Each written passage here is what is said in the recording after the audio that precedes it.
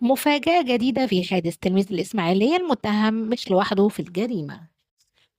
السلام عليكم ورحمة الله وبركاته، ازيكم عاملين ايه؟ يا رب تكونوا بخير. النهاردة الاثنين 20 أكتوبر 2025، جيت لكم بالخبر ده من موقع اليوم السابع، واتمنى ان هو ينول اعجاب حضراتكم وتوضح لكم كل الحقائق فيه.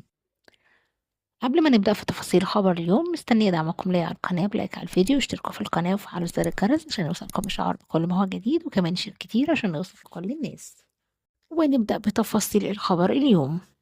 في تطور مثير ومفاجئ في قضية مقتل تلميذ الإسماعيلية التي هزت الرأي العام خلال الأيام الماضية. كشفت مصادر عن تفاصيل جديدة قد تغير مسار التحقيقات بالكامل، مؤكدا أن المتهم أثناء التحقيقات كشف لجهات التحقيق أن هناك طرفا آخر مشتبها به جرى البحث عنه من قبل أجهزة الأمن. وقالت المصادر أن التحقيقات لا تزال مستمرة لكشف جميع ملابسات الجريمة، وأن المؤشرات الأولية تؤكد أن المتهم الرئيسي لم يكن بمفرده أثناء ارتكاب الجريمة، وأن هناك مشاركا أو محرضا ساعده في تنفيذ الجريمة أو في التخلص من الجثمان.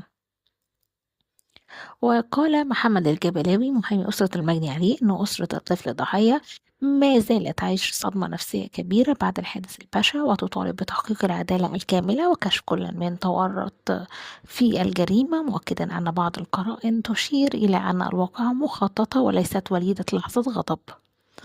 وتواصل أجهزة الأمن بالإسماعيلية جهودها المكثفة لفحص جميع الأدلة وكاميرات المراقبة القريبة من موقع الجريمة، في محاولة لتحديد هوية الشخص الآخر الذي يتحدث عنه المتهم في تحقيقات محامي الأسرة، وسط ترقب واسع من الأهالي والرأي العام لنتائج التحقيقات الجديدة.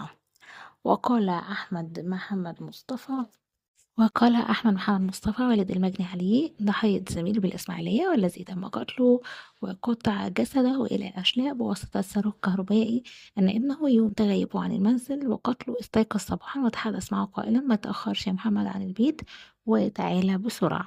وأضاف الأب: محمد ابني الوحيد، وعند غيابه والإعلان عن تغيبه على صفحات التواصل الاجتماعي جالي اتصالات كتيرة من أشخاص مجهولة طالبين مني مبالغ مالية تحت مسمى الحلاوة، وهم هيجيبوا ابني ويعرفوا مكانه، وكذلك اتصل عليا أشخاص آخرين عارضين عليا مساعدتي لله. وتابع والد الطفل المجني عليه: ما كنتش مصدق ان نهاية ابني هتكون كده وبالبشاعة دي، حسبي الله ونعم الوكيل، مطالبا بإعدام القاتل وكل من عاونه. وقرر جهات التحقيق في المحضر رقم 3625 سنة 2025 إداري مركز الإسماعيلية بإرسال الأدوات والأسلحة البيضاء التي استخدمت في جريمة قتل تلميذ الإسماعيلية وتقطيع جثته بصاروخ كهربائي إلى أشلاء، وهي سكين صغير، صاروخ كهربائي، جاكوس إلى الطب الشرعي، لبيان عما إذا كانت هذه الأدوات هي التي استخدمت، وكذلك مضاهاة آثار الدماء الموجودة عليها إن وجدت بدماء كل من المجني عليه محمد أحمد محمد والقاتل يوسف أيمن عبد الفتاح، وإعداد تقرير يرفق في ملف القضية.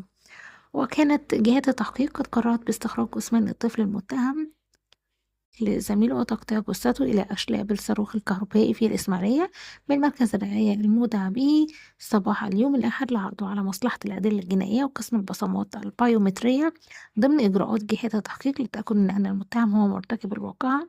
وطلبت جهات التحقيق إرفاق تقارير الطب الشرعي في أوراق القضية.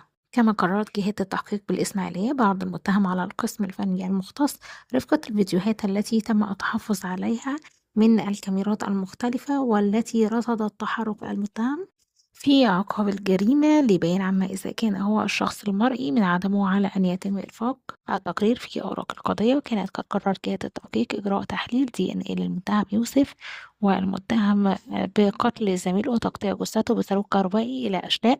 وكانت قد طلبت جهات التحقيق تحريات المباحث التكميلية حول الواقعة وملابساتها، وصولا عما إذا كان شهرة المتهم سمة أشخاص لارتكاب واقعة مقتل مجني عليه، وعما إذا كان والد المتهم وأشقائه لهم دور في ارتكاب الواقعة من عدمه.